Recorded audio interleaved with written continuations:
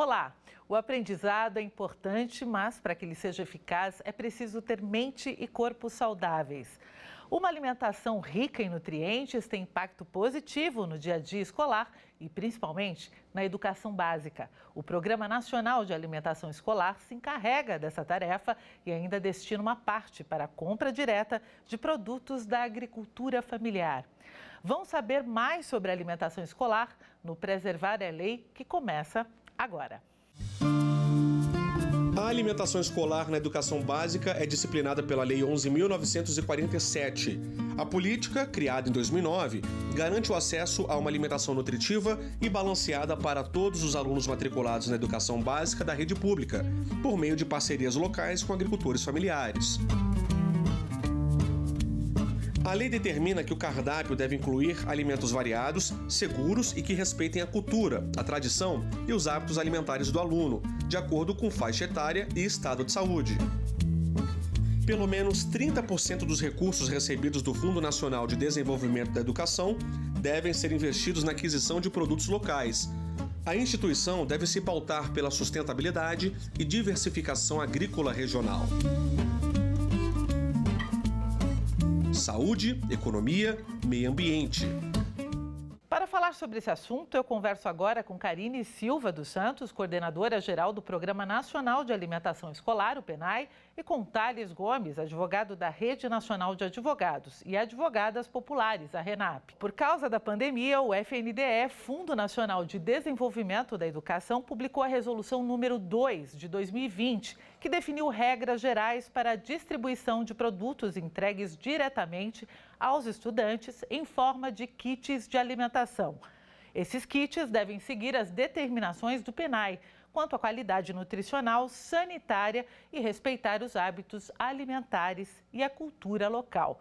Bom, Karine, vamos falar sobre essa nova resolução e como é que é feita a distribuição. A alimentação escolar, ela é, na verdade, um direito garantido constitucionalmente a todo aluno matriculado na rede pública. E pensando na manutenção desse direito, mesmo durante o período da pandemia, o FNDE regulamentou, a partir da publicação da Lei 13.987 de 2020, a resolução número 2, em que a gente flexibilizou a utilização dos recursos para que os gêneros alimentícios que antes eram servidos necessariamente por meio de refeições no ambiente escolar, agora, no momento da pandemia, ele pudesse, então, fazer a composição de kits de alimento para atender ao nosso aluno, ao aluno matriculado na rede pública do Brasil.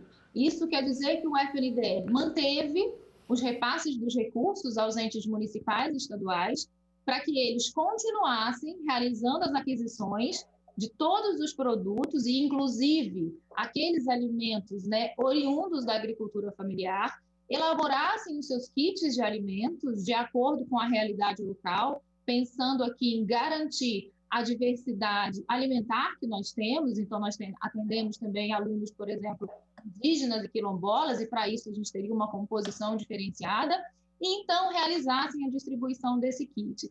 É importante dizer que para a entrega dos kits, cada estado, cada município tem a sua autonomia para fazer a distribuição a partir da melhor logística, considerando a sua realidade.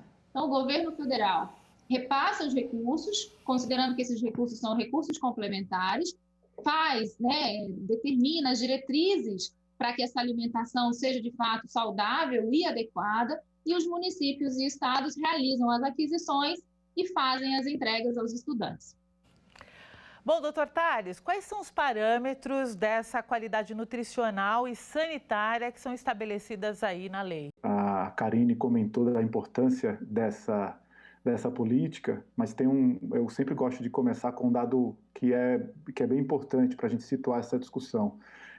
Hoje, no Brasil, a gente tem cerca de 54 milhões de pessoas abaixo da linha da pobreza. Dessas pessoas, 14 são crianças até 14 anos. Então, essas 14 milhões de crianças têm na alimentação escolar a sua única fonte de alimentação no dia.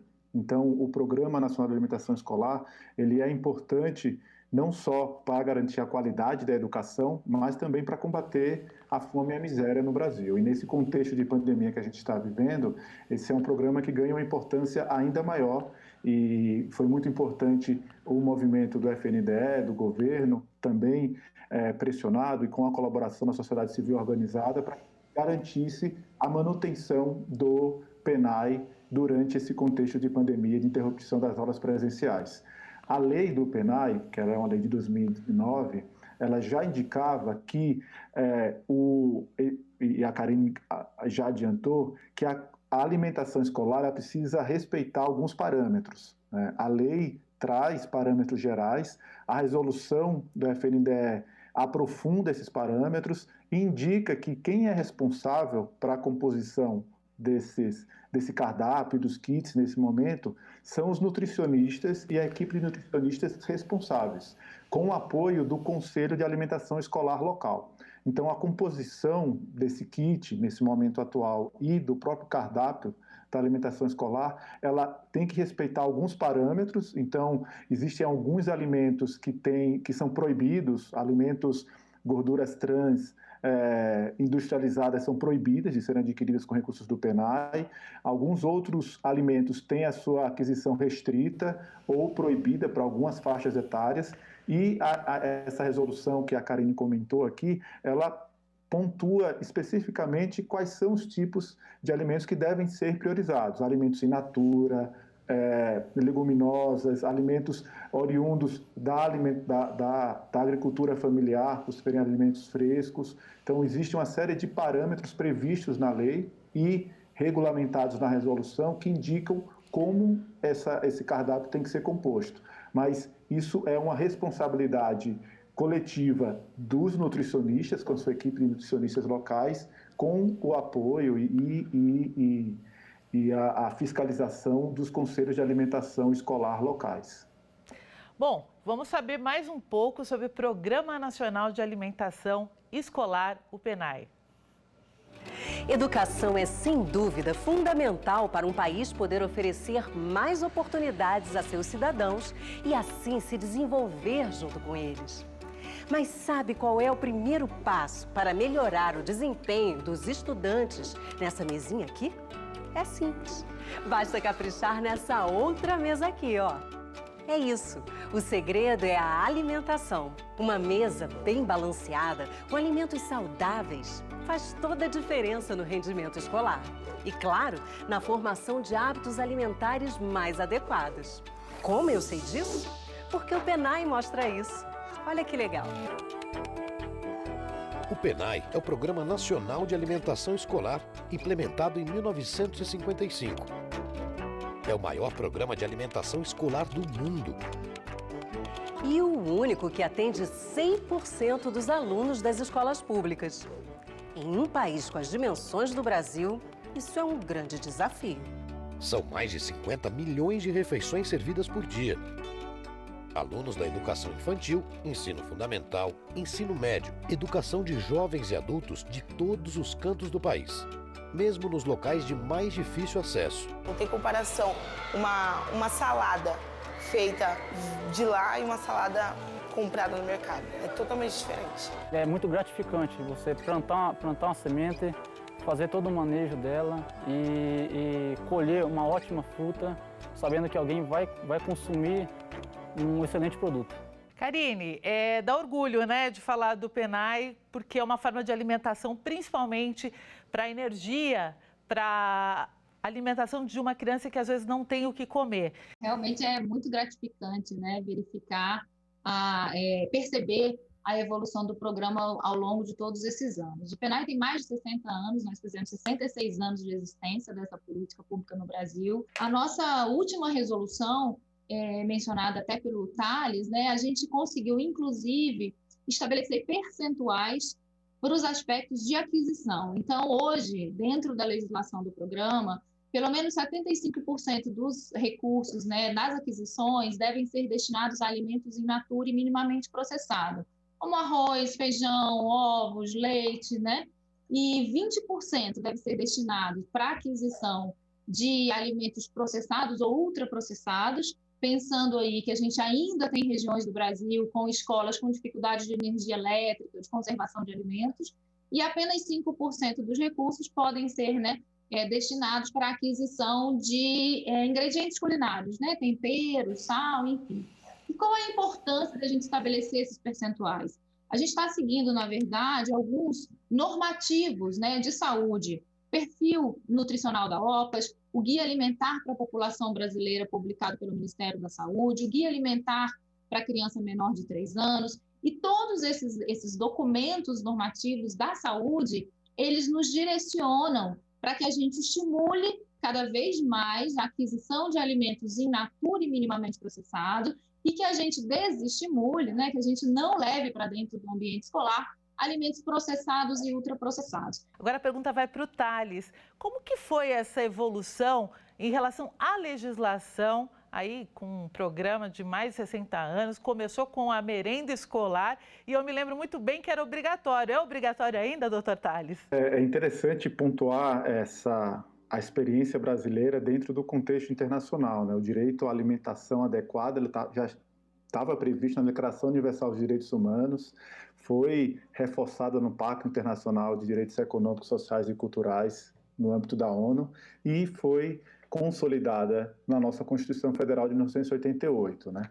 A gente falou da legislação de 2009, mas existem algumas legislações complementares que tratam da soberania e segurança alimentar, em que o PNAE se localiza. Né? Então, hoje, o PNAE, a alimentação escolar, ela é um direito e ele é um direito universal. Isso significa que o PNAE, ele, como a Karine comentou, ele é uma política do governo federal para fomento à alimentação escolar, é um repasse feito aos estados e municípios que podem ou não complementar esses recursos, mas que dentro da aplicação do PNAE, ele tem que ser aplicado para todos, para atender a todos os alunos e alunas da rede pública municipal ou estadual. Isso significa que sim, a alimentação escolar ela é obrigatória porque ela é um direito que deve ser garantido. O PNAE, os repasses do PNAE são uma forma de realizar isso, né? Hoje, a Karine pode me corrigir, mas são repassados anualmente cerca de 4 bilhões de reais para os estados. Alguns estados complementam esses recursos e municípios com um orçamento próprio, mas a gente sabe também que muitos municípios, principalmente os municípios de pequeno e médio porte, dependem essencialmente do PNAE, dos recursos, repasses do PNAE, para garantir a alimentação escolar na sua rede pública.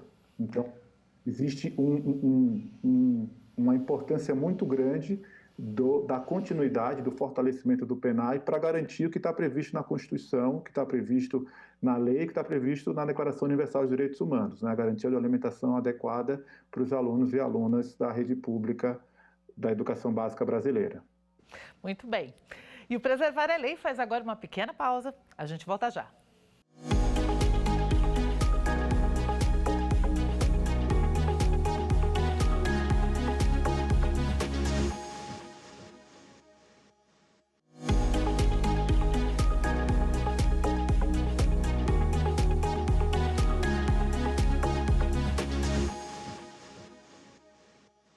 A gente está de volta com o Preservar é Lei e o assunto é alimentação escolar.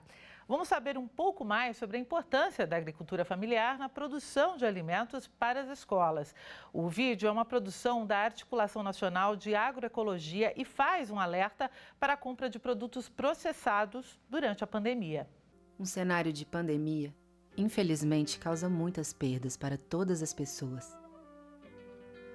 No entanto, nesse momento difícil, não podemos abrir mão de uma coisa: dos direitos que conquistamos. Principalmente o direito à saúde e à alimentação. Uma lei aprovada exige que no mínimo 30% dos recursos da alimentação escolar sejam destinados para comprar da agricultura familiar, garantindo o acesso de estudantes da rede pública a frutas, legumes e verduras e a muitos outros alimentos saudáveis. Mas é essa conquista que está ameaçada. Em meio à pandemia que estamos atravessando, muitos governos estaduais e prefeituras estão deixando de comprar das famílias agricultoras para comprar de grandes cadeias de supermercados.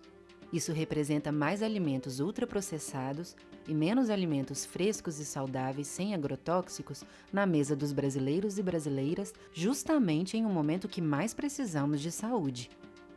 Essa medida também traz consequências econômicas negativas, pois as famílias agricultoras veem suas rendas diminuir e passa a circular menos dinheiro nos municípios onde vivem. Distribuir alimentos da agricultura familiar é distribuir renda e promover saúde. Muitos gestores em todo o país já mostraram que isso é possível. Karine, como é que ficou a compra, né, desses agricultores familiares e principalmente nessa pandemia? É prioridade? Nós conseguimos, né, manter a questão da priorização da aquisição da agricultura familiar na resolução, né, número 2 do FNDE. Isso foi mantido entendendo a importância do que é desenvolver a economia local e levar para os nossos estudantes os alimentos mais saudáveis, né? A gente fez uma breve pesquisa com os municípios do Brasil, 5.570 municípios, mais os 26 estados e o Distrito Federal, que recebem os recursos do programa. Então, essa pesquisa também foi feita no sentido de que nós pudéssemos entender quais eram as dificuldades que os municípios e estados estavam enfrentando diante da pandemia para a aquisição dos gêneros, né, fossem eles da agricultura familiar ou não, e para a distribuição dos kits.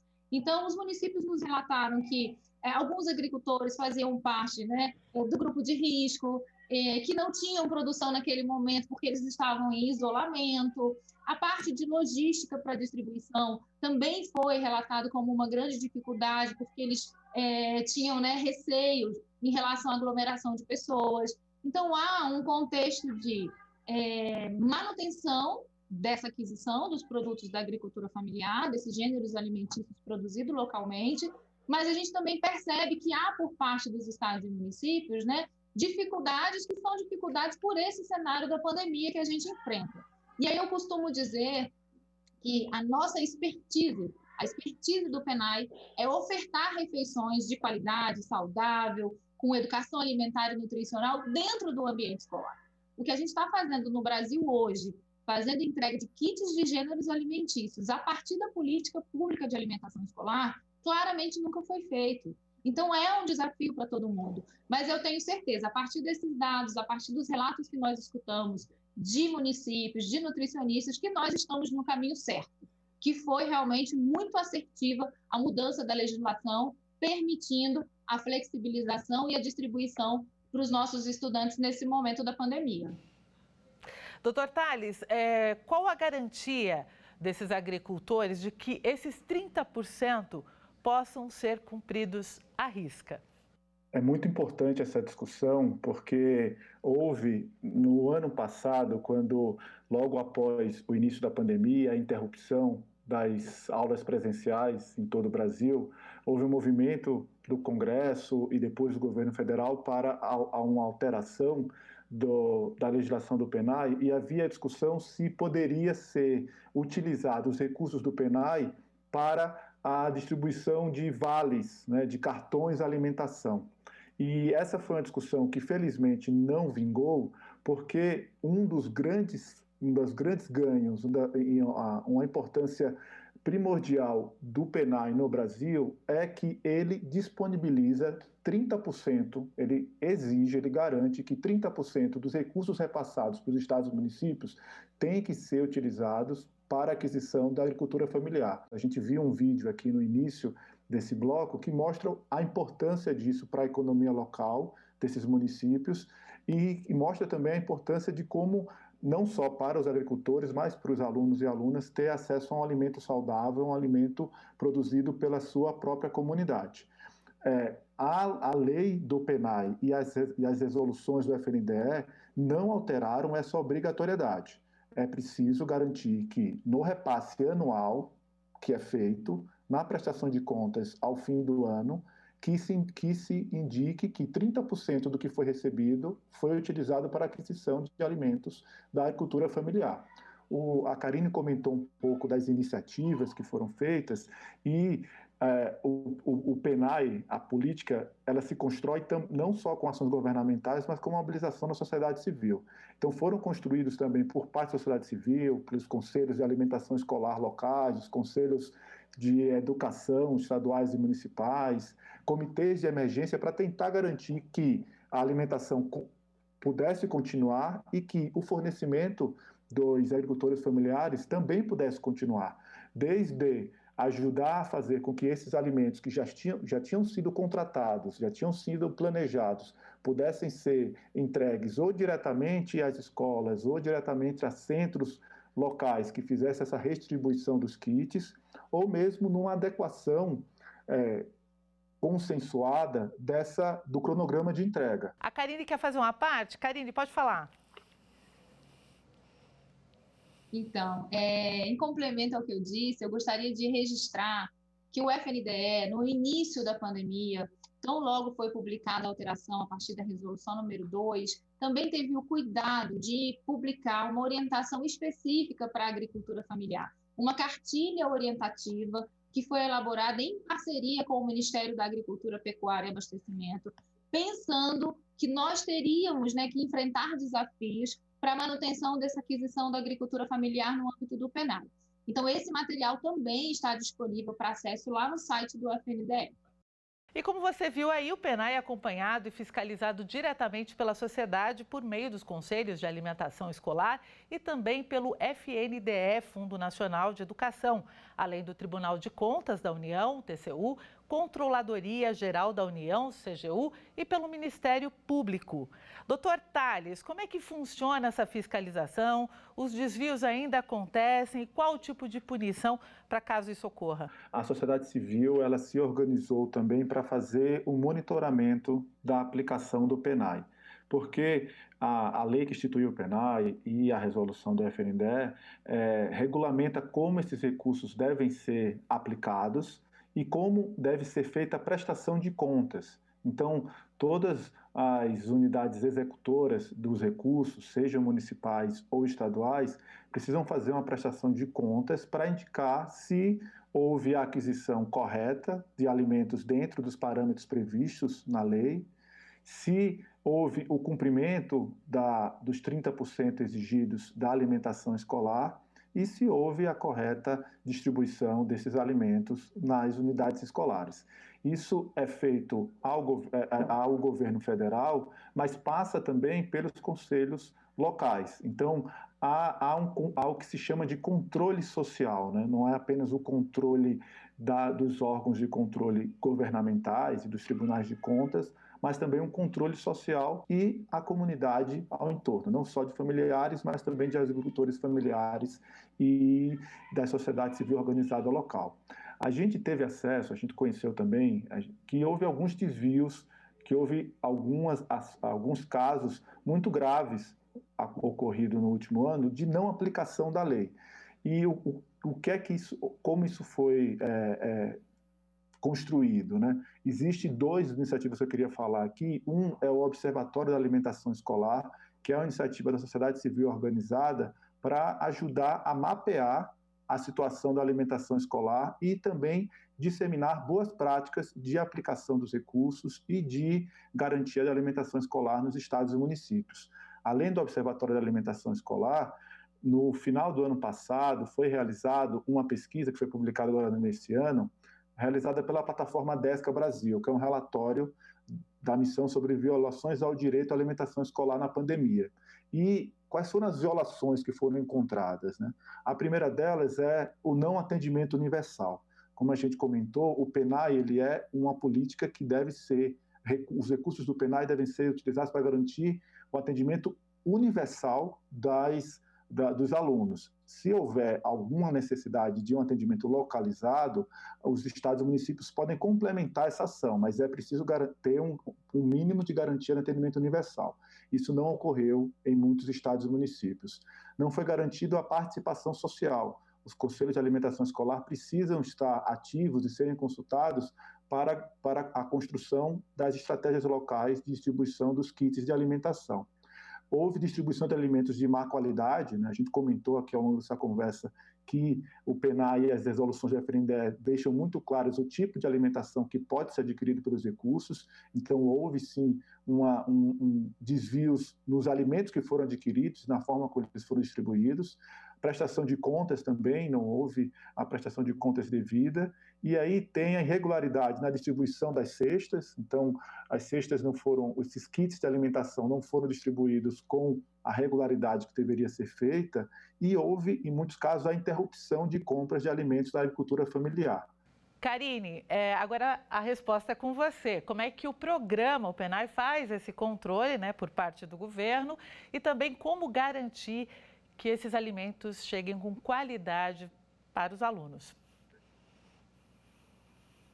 Bom, André, eu vou complementar a fala do colega do Thales, né, que já mencionou os nossos parceiros institucionais, mas eu vou fazer um breve resumo, né? O FNDE ele atua em 3 grandes frentes para acompanhar a execução da política e poder realizar um monitoramento e a fiscalização. Primeiro é mesmo por meio da prestação de contas que os municípios e estados devem fazer ao FNDE no exercício seguinte à execução. Nós fazemos também um acompanhamento a partir da demanda dos órgãos de controle. Então, nós temos parcerias institucionais com todos esses órgãos, o Tribunal de Contas, Ministério Público, CGU.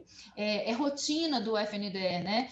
Trabalhar em planos de ação junto com o Tribunal de Contas da União e os estados, trabalhar em determinações a partir de relatórios de fiscalização da Controladoria Geral da União. Então, esse é um outro pilar que nós temos para fiscalizar a execução desses recursos. E o monitoramento que a gente faz à distância a partir da participação social. E aí eu quero deixar aqui para vocês, nós desenvolvemos um aplicativo chamado ePenai. Está disponível para, né, ser baixado em todos os celulares, Android ou não, enfim, para que o cidadão, qualquer cidadão, ele pode, por meio do aplicativo, ter acesso à escola que ele quiser, de onde ele estiver no Brasil. Então, por meio de georreferenciação, ele pode escolher a escola que ele quer conhecer, e aí ali ele vai ter informações de repasse de recursos, dos membros do Conselho de Alimentação Escolar que acompanham aquela escola, da nutricionista responsável técnica por aquela escola. Tudo isso está disponível no aplicativo, basta que o cidadão, né, baixe lá no seu celular e faça acompanhamento. Então, fica aí o ePenai para o pessoal poder baixar e conhecer um pouquinho mais da alimentação escolar no Brasil. Eu agradeço a presença de vocês no programa. E é isso, gente. O Preservar a Lei fica por aqui. Acompanhe nossa programação no site da TV Justiça e também no nosso canal no YouTube. Até a próxima.